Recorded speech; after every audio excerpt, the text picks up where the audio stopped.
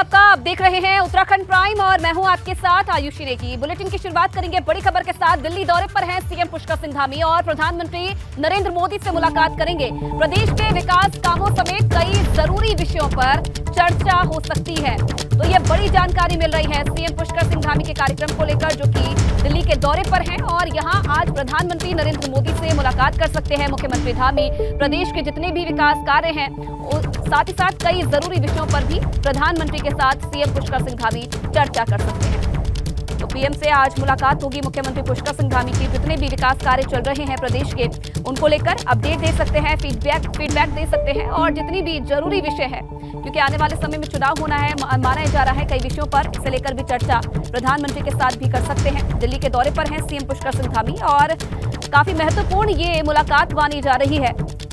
तो आज पुष्कर सिंह धामी मुलाकात करेंगे प्रधानमंत्री मोदी के साथ में।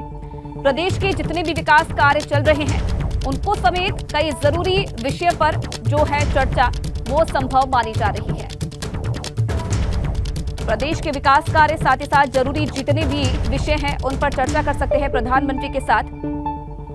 दिल्ली के दौरे पर हैं और किस तरीके की स्थिति है विकास कार्यों को लेकर प्रदेश में, उससे लेकर फीडबैक दे सकते हैं। और चलिए अविनाश तिवारी इस खबर पर और ज्यादा जानकारी के लिए हमारे साथ जुड़ रहे हैं। अविनाश, मुलाकात कर सकते हैं पुष्कर सिंह धामी आज प्रधानमंत्री से, क्या आधार रहने वाला है मुलाकात का और ऐसे कौन से जरूरी विषय होंगे जिन्हें लेकर फीडबैक मुख्यमंत्री की तरफ से दिया जा सकता है प्रधानमंत्री को?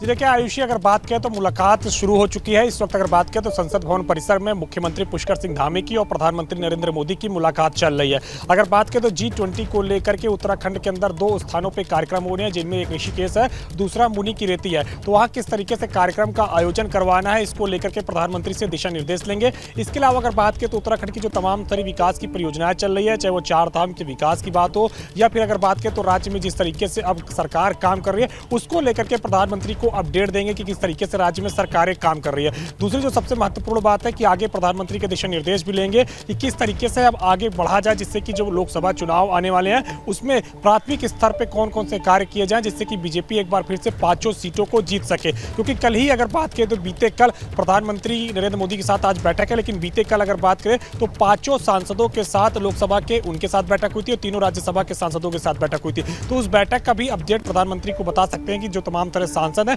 उनको लेकर के किस तरीके से दिशा निर्देश दिया गया है। क्योंकि जिस तरीके से प्रदेश अध्यक्ष ने बताया है कि वहां पे जितने भी सांसद हैं उन्होंने जो अब तक के कार्य किए हैं उसको लेकर के अब बुकलेट जारी की जाएगी और जनता को वो बुकलेट बांटा जाएगा। इसके साथ साथ अगर बात करें तो हर सांसद के अब कार्यक्रम अपने अपने क्षेत्र में लगाए जाएंगे, जिससे कि संगठन के लोग भी शामिल होंगे, जिससे कि जनता के बीच में एक माहौल बनाया जा सके और जो नाराज कार्यकर्ता हैं उनको मनाने का भी अब कार्य किया जाएगा। तो ये प्रदेश अध्यक्ष की तरफ से जानकारी दी गई है एबीपी गंगा को एक्सक्लूसिव। लेकिन अगर बात करें तो प्रधानमंत्री से मुलाकात चले तो उनका भी अब दिशा निर्देश लिया जाएगा कि किस तरीके से तमाम तरह सांसदों को आगे कार्य में लगाया जाए, जिससे कि एक बार फिर से लोकसभा की 5 सीटों को जीता जा सके। लेकिन जो सबसे महत्वपूर्ण बात है वो ये है कि G20 की जो बैठक होनी है उसको लेकर के कार्यक्रम कैसे रखा जाए और जो विकास कार्य है पूरी तरीके से उसको लेकर के पूरा अपडेट प्रधानमंत्री को इस वक्त वो दे रहे हैं। जी साथ ही साथ अगर अविनाश बात किया जाए, क्योंकि प्रधानमंत्री की निगरानी में अभी उत्तराखंड में बहुत सारे विकास कार्य चल रहे हैं, चाहे केदारनाथ के पुनर्निर्माण कामों की हम बात करें, बद्रीनाथ का मास्टर प्लान की बात करें या फिर ऑल वेदर रोड की बात करें, इन सभी में अभी निर्माण कार्य चल रहा है। क्या इसे लेकर भी फीडबैक दिया जा सकता है मुख्यमंत्री की तरफ से? जी बिल्कुल, इन तमाम सारे कार्यों को लेकर के फीडबैक तो दिया ही जाएगा। उसके साथ साथ अगर बात करें तो सीमांत क्षेत्रों में भी किस तरीके से सरकार काम कर रही है, इसको लेकर के भी अपडेट दिया जाएगा। क्योंकि प्रधानमंत्री नरेंद्र मोदी की कोशिश है कि जो सीमांत गांव हैं, जो चाइना बॉर्डर से और नेपाल बॉर्डर से लगते हुए गांव हैं, वो गांव खाली ना हो, वहां पे विकास की परियोजनाएं जल्द से जल्द पहुंचाई जाए, जिससे कि जो वहां के स्थानीय निवासी है वो अपने गाँव में ही रहें। और ये भी जानकारी मिल रही है कि आने वाले समय में ऐसे ही सीमांत इलाकों में दौरा कर सकते हैं प्रधानमंत्री नरेंद्र मोदी। क्या इसे लेकर भी बातचीत हो सकती है दोनों के बीच में? जी बिल्कुल, अगर बात करें तो प्रधानमंत्री अभी अक्टूबर के महीने में ही बद्रीनाथ और केदारनाथ के दर्शन के लिए गए तो उन्होंने सीमांत गांव माड़ा का जाके वहां पे दौरा किया था और माड़ा गांव में जाकर के पूरी तरीके से तमाम तरह व्यवस्थाओं को देखा था। तो और भी जो अन्य सीमांत गांव हैं वहां पे भी आने वाले वक्त में प्रधानमंत्री विजिट कर सकते हैं और यही कारण है कि जो मुख्यमंत्री पुष्कर सिंह धामी है वो अपनी कैबिनेट की कई बैठकें अब सीमांत गाँव में करने की तैयारियां कर रहे हैं कि एक एक करके कई सारे जो सीमांत गाँव है वहाँ पे कैबिनेट की बैठक की जाए, जिससे कि एक संदेश दिया जाए और वहाँ की जो कमियां हैं, खासतौर से जो विकास की परियोजनाएं वहाँ पे नहीं पहुँच पा रही है, जो गाँव के लोगों को समस्या समस्याएं हैं उनको दूर करने की कोशिश होगी मुख्यमंत्री की, और यही कारण है कि अब वो प्रधानमंत्री से मिलने गए हैं। तो इसी को लेकर के भी दिशा निर्देश लेंगे और सीमांत गांव में खासतौर से जो इंफ्रास्ट्रक्चर के लिए चाहिए वो केंद्र सरकार से मांगेंगे भी, क्योंकि सीमांत गांव में। चलिए, तो मुलाकात चल रही है दोनों के बीच में और कई ऐसे मुद्दे हैं जिन्हें लेकर चर्चा हो रही है। बहुत धन्यवाद अविनाश आपका तमाम जानकारी के लिए। आगे बढ़ेंगे बड़ी खबर के साथ ही। यूके SSSC की 8 भर्तियों पर इसी हफ्ते फैसला हो सकता है, ये बड़ी जानकारी मिल रही है। विशेषज्ञ जांच समिति जल्द अपनी रिपोर्ट सौंपेगी और 8 भर्तियों में पेपर लीक इस वक्त जांच हो रही है। ये बड़ी खबर, यूके SSSC की 8 भर्तियों पर इसी हफ्ते फैसला हो सकता है। समिति हम लोगों ने इसलिए बैठाई थी, इसलिए रिक्वेस्ट किया था हम लोगों ने मेंबर्स को, जो हमारे एक्सपर्ट से बात हुई थी हमारी, और उनका मेन काम ये था कि जो 8 भर्तियां हमारी हैं जिसके डॉक्यूमेंट वेरिफिकेशन भी हो गया कुछ में, जिसमें LT के एग्ज़ाम भी हैं, क्या लीगली इसको, क्योंकि जो पूरा एग्ज़ाम कंडक्ट कराया था वो जो विवादित कंपनी थी जिसको लोग जेल में है, जिसमें जो स्नातक स्तर वाले एग्ज़ाम में थे उन्हीं के द्वारा एग्ज़ाम भी कंडक्ट कराया गया था। और क्या इन एग्ज़ामों को अगर हम कैंसिल करते हैं तो उसका क्या, किस आधार पर होगा, और अगर उसके एग्ज़ाम रिजल्ट निकालते हैं तो उसका आधार क्या होगा। देखिए, जियो अपनी जगह अलग है, लेकिन हमें सबसे बड़ी चीज़ है लीगली हम कहाँ करेक्ट हैं। एक जो विभिन्न हाई कोर्ट में, उच्चतम न्यायालयों के कई आदेश हैं इस तरह के डिस्प्यूटेड एग्ज़ामों में, उन सब को एग्जामिन करने के लिए स्पेशल विशेषज्ञों की टीम से रिक्वेस्ट किया गया था। और कल अगर हम निरस्त करते हैं तो नेचुरली एक पक्ष कोर्ट जा सकता है, या रिजल्ट निकाल दे दूसरा पक्ष जा सकता है। तो उधर एक तरफ जहां उत्तराखंड भाजपा 2024 चुनाव की तैयारियों में जुटी है, तो वहीं उत्तराखंड कांग्रेस में कलह खत्म नहीं हो पा रही है। पूर्व नेता प्रतिपक्ष प्रीतम सिंह ने विधानसभा चुनाव में करारी हार को लेकर इशारों में अब हरीश रावत पर ठीकरा फोड़ दिया है और ये कहा है कि हम विधायक का नहीं, सीएम का चुनाव लड़ रहे थे। तो कांग्रेस में ऑल इज नॉट वेल, ये एक बार फिर से जाहिर हुआ है। और आपको बता दें कि प्रीतम सिंह ने हरीश रावत पर निशाना साधा है। देखिए, 2022 का जो विधानसभा चुनाव था, उस चुनाव को जो है हमने बजाय विधायक के हमारे चुन करके आए, हम मुख्यमंत्री का चुनाव लड़ने का काम कर रहे थे। वो एक बहुत बड़ा कारण रहा। और मैं कहना चाहता हूँ कि राष्ट्रीय नेतृत्व जो दिशा निर्देश राज्य को दे, उस दिशा निर्देश पर जो है राज्य को चलना चाहिए, और उस पर चलेंगे तो हम जीत हासिल करेंगे। और अगर राष्ट्रीय नेतृत्व के ने जो दिशा निर्देश दिए उसका उल्लंघन करेंगे तो उसकी जो है स्थिति आपके सामने है। और इस मामले पर हरीश रावत से खास बातचीत की है हमारे ब्यूरो चीफ अजीत सिंह राठी ने। हमारे साथ बातचीत करने के लिए हैं हरीश रावत जी, और हरीश रावत जी किसी परिचय के मोहताज नहीं हैं, तो उन्हीं से बातचीत आज करते हैं। हिमाचल का चुनाव अभी संपन्न हुआ है, कांग्रेस की सरकार वहाँ सत्तासीन हुई है, तो हरीश जी से बात करते हैं। और भी तमाम मुद्दे हैं राज्य से जुड़े हुए। हरीश जी, आपका स्वागत है। अभी हिमाचल का नतीजा सामने आया है, 6 महीने पहले हमारा नतीजा सामने आया है। दोनों पर्वतीय राज्य हैं, दोनों के नतीजों में बहुत बड़ा फ़र्क है। रणनीतिक चूक है या क्या है? कि हिमाचल कांग्रेस या जो पार्टी नेतृत्व है, ये उनका कलेक्टिव एफर्ट्स थे, और उन्होंने जहाँ जहाँ पहले हमारी कमियां रह गई थी उनको सुधारा, कार्यकर्ताओं ने भी और नेताओं ने भी सुधारा, और उस सब का परिणाम जो है जीत के रूप में हिमाचल में हमको मिला। प्रीतम सिंह तो कुछ और ही कह रहे हैं। वो कह रहे हैं कि हम तो विधायकों की लड़ाई लड़ ही नहीं रहे थे, हम तो मुख्यमंत्री की लड़ाई लड़ रहे थे, इसलिए हम हार गए। उनका क्या तात्पर्य है इस बात के पीछे? देखिए, प्रीतम सिंह जी बहुत सुलझे हुए नेता है, और उन्होंने जो कुछ कहा है वो उचित ही कहा है। मैं समझता हूँ ऐसा आगे ना हो। हमको ये जो मुख्यमंत्री बनाने वाली एक चकल्लस टीम है पीसीसी में, उससे सावधान रहना पड़ेगा।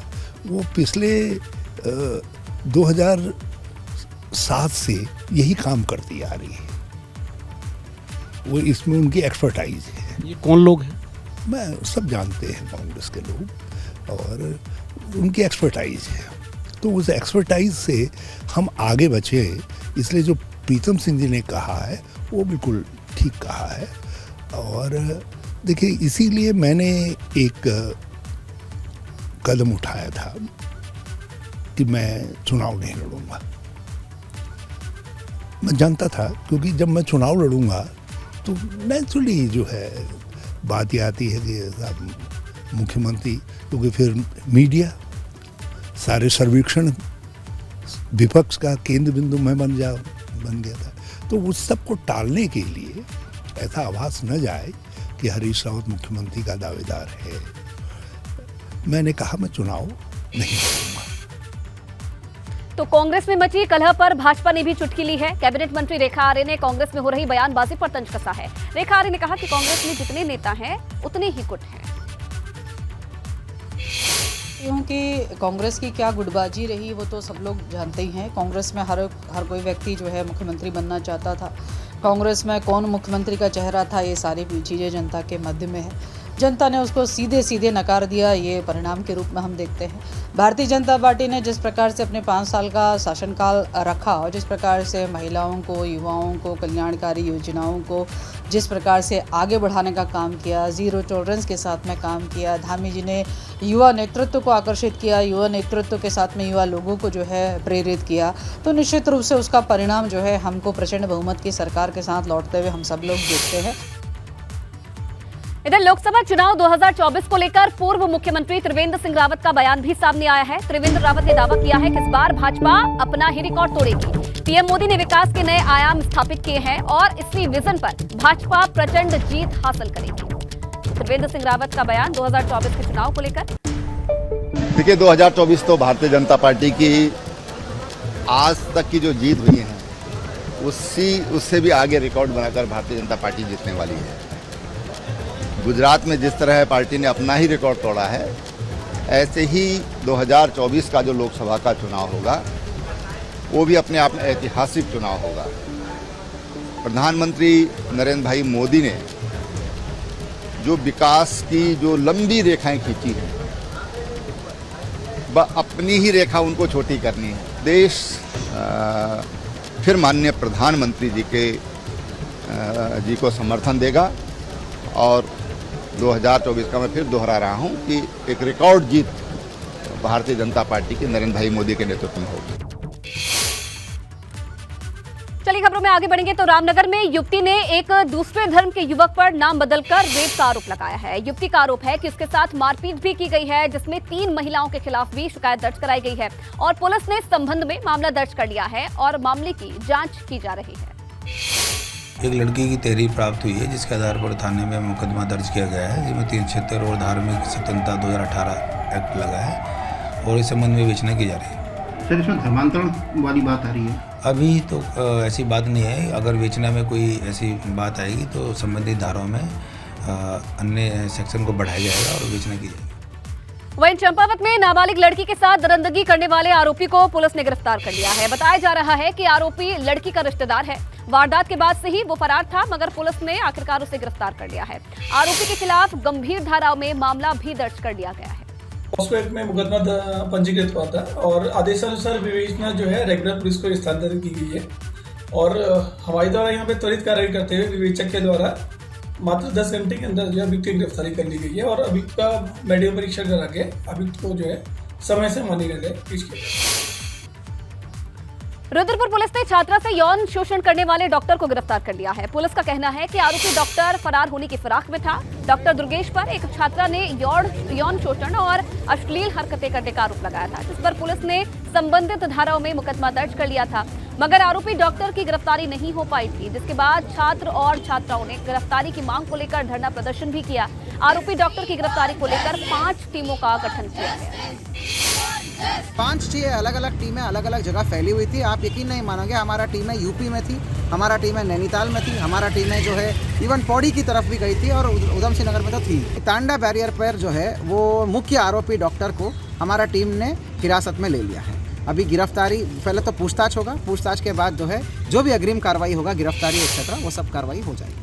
इधर कुमाऊं यूनिवर्सिटी से संबंधित कॉलेजों में छात्र संघ चुनाव की सरगर्मी बढ़ गई है। अध्यक्ष समेत तमाम पदों के लिए छात्रों ने प्रचार भी शुरू कर दिया है। 24 दिसंबर को छात्र संघ चुनाव हो सकते हैं और इसके लिए आज बैठक भी होने जा रही है। कुमाऊं विश्वविद्यालय द्वारा आगामी 24 दिसंबर को चुनाव कराए जाने की घोषणा के बाद काशीपुर के राधे हरी राजकीय स्नातकोत्तर महाविद्यालय में छात्र संघ चुनाव की सरगर्मियां बढ़ गई हैं। जैसा कि आप देख रहे हैं, जो छात्र नेता हैं, उनके समर्थक हैं, छात्र छात्राओं के पास जाकर यही प्रचार कर रहे हैं कि आगामी छात्र संघ चुनाव में उन्हें अपना मत देकर सफल बनाएं। आगामी 24 दिसंबर को चुनाव होना है। इससे पहले 2 साल से कोरोना के चलते चुनाव नहीं हो पाया है, लेकिन इस बार चुनावी सरगर्मियां शुरू हो गई हैं क्योंकि चुनाव की घोषणा हो गई है। आगामी 24 दिसंबर को कौन छात्र संघ चुनाव जीतेगा यह तो आने वाला समय ही बताएगा, लेकिन जिस तरह का जोश इस समय छात्र छात्राओं में देखने को मिल रहा है उससे यह तय है कि दिसंबर की कड़ाके की ठंड में राजनीतिक गर्मी बढ़ रही है। एबीपी गंगा के लिए काशीपुर से विकास गुप्ता। पौड़ी जिले में कलजीखाल ब्लॉक को आपस में जोड़ता पसुंडा खाल और कलजीखाल मोटर मार्ग बदहाल है। सड़क से करीब 30 गांव आपस में जुड़ते हैं, मगर मार्ग की हालत खस्ताहाल है, जिससे आवाजाही करने में लोगों को मुश्किल हो रही है। उधर स्थानीय विधायक का कहना है कि सड़क की मरम्मत का काम जल्द ही शुरू होगा।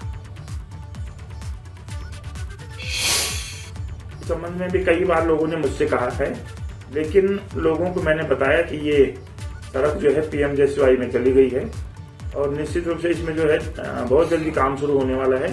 DPR इसकी गठित हो रही है, टेका से नलई और कलजीखाल से नलई, तो पूरी सड़क जो है पक्की होने वाली है। तो इसमें कोई गड्ढे मुक्त, पूरी जो सड़क है गड्ढे मुक्त हो जाएगी। रुड़की के प्रियांशु ने भारतीय सेना में लेफ्टिनेंट बनकर अपने परिवार की सैन्य परंपरा को कायम रखा है। 10 दिसंबर को हुई IMA की पासिंग आउट परेड के बाद प्रियांशु सैन्य अधिकारी बनकर अपने घर पहुंचे। प्रियांशु के अवसर बनने पर उनके घर बधाई देने वालों की भीड़ है। एक दूसरे को मिठाई खिलाकर लोग खुशियां जाहिर कर रहे हैं। चुनौती सबसे पहले तो इसका एग्ज़ाम था, जो कि काफ़ी डिफ़िकल्ट होता है, तो वो क्लियर किया। 12th के बाद एग्ज़ाम क्लियर होने के बाद ट्रेनिंग भी काफ़ी टफ होती है, क्योंकि हमें ट्रेनिंग इस तरीके से दी जाती है कि जो भी कठिन से कठिन सिचुएशंस जो हमारे आगे आ सकती हैं, उन सब की ट्रेनिंग हमें पहले दी जाती है।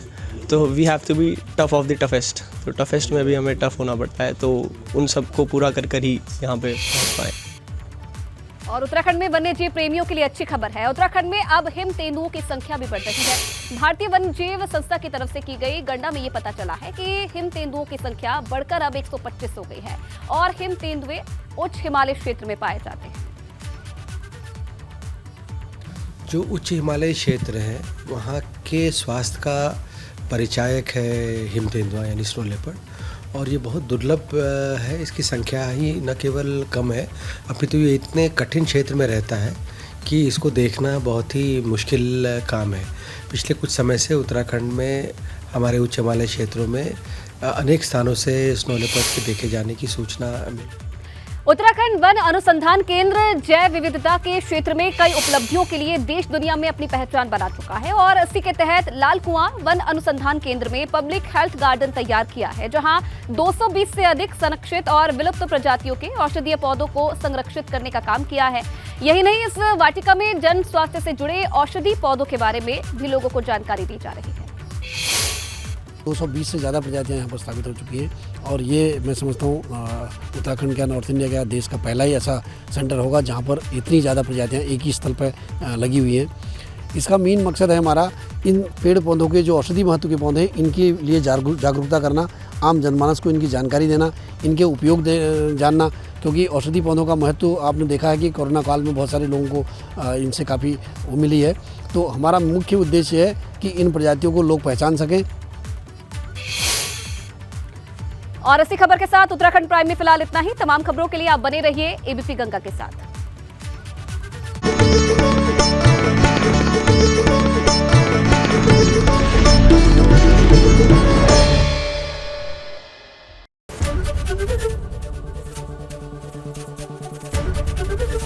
एबीपी गंगा, खबर आपकी, जुबान आपकी।